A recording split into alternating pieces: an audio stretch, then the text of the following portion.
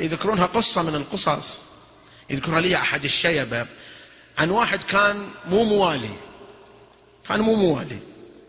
وكانوا أصدقاء موالين، فيسولف وياهم يقول لهم أشوف سياراتكم غير. قال له شلون؟ قال أنا سياراتي كلها تخترب. قالوا أنا أشوف سياراتكم كلها تروحون تزورون، تروحون العراق بيها وتجون، وهذه سياراتكم ما بيها شيء، زين أنا بعد مو نظال. هذا واحد من الموالين يضحك وياه. ايش قال له؟ قال له إيه احنا إذا رحنا هناك حضرات أهل البيت نطوف السيارات على الحضرات من برا وتصير السيارة قوية. هذا مسكين على راسله قال أنا بروح أشوف بجرب. راح لأهله وجمع زوجته وعياله وكذا وسيارته، شال أغراضه توجه لزيارة الإمام. يا الله البلاغ والوصول. وصل النجف أولا وزار وطاف ودور بالسيارة كذا مرة على الحاضرة من برا، تالي راح كربلاء وكذلك بين الإمام الحسين والعباس كذا، وتالي قصد إلى الكاظم وتالي إلى سامرة. تالي قال لهم ها خلاص، قال لا باقي واحد خراسان هناك تروح. قال خراسان شو يودينا نروح نشوف. قال إيه ولا ترى سيارتك كذا لازم تروح. قال يلا نروح. هذه يقولها لي أحد الشيبة رحمه الله رحمة الأبرار. يقول فقال خلاص عزم راح. يقول وإذا الثلوج على الجبال شيء مهول، ثلوج على الجبال وقت شتاء. يقول توسط في وسط الطريق وإذا السيارة فوق الجبال، فوق جبال مرتفعات شاسعة، وإذا السيارة في وسط الطريق تتعطل سيارته.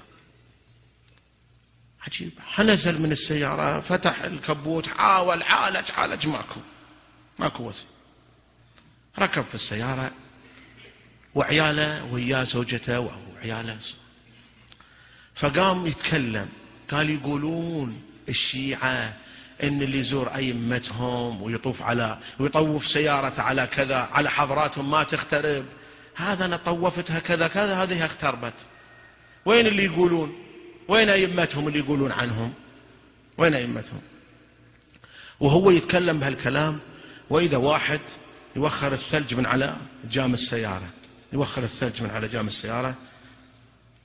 شاف واحد رجال واقف يوخر الثلج. صار على السيارة كثير لأنها واقفة والثلوج تتساقط، مو مثل عندنا يلا بالعزر تشوف قالب ثلج.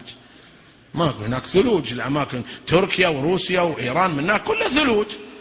أما احنا حتى لو صار عندنا برد، وين هالبرد؟ السنة هذه ماكو.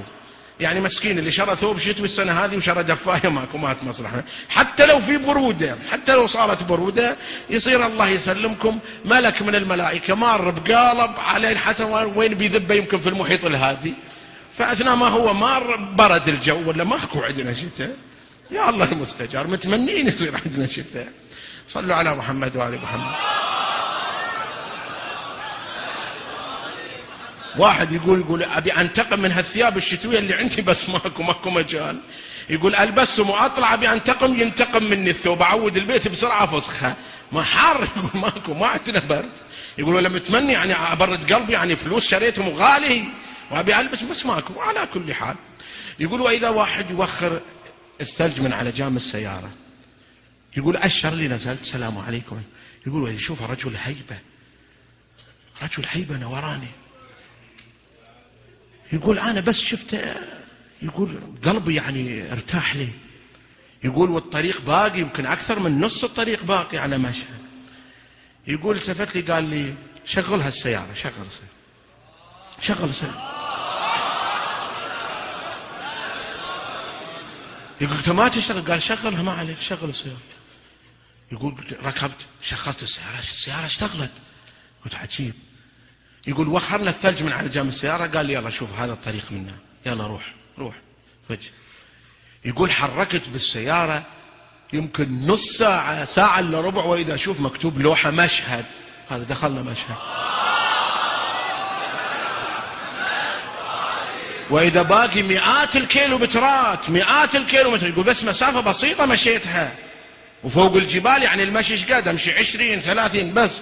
يقولوا شوية مشينا وإذا مكتوب مشهد، دخلت وإذا هذا مشهد. قلت تعال شلون اللوحة من أول باقي كذا 100 من الكيلوات على مشهد. قال شو تقولون؟ يقول زوجي شو تقولون؟ انت ترى هذا هو الإمام اللي احنا بنقصده، هذا الإمام اللي احنا بنقصده، هذا هو يجي خلصنا. مو أنا عتبت قلت يقولون كذا وكذا. فيقول أقر بالولاية من تلك الساعة.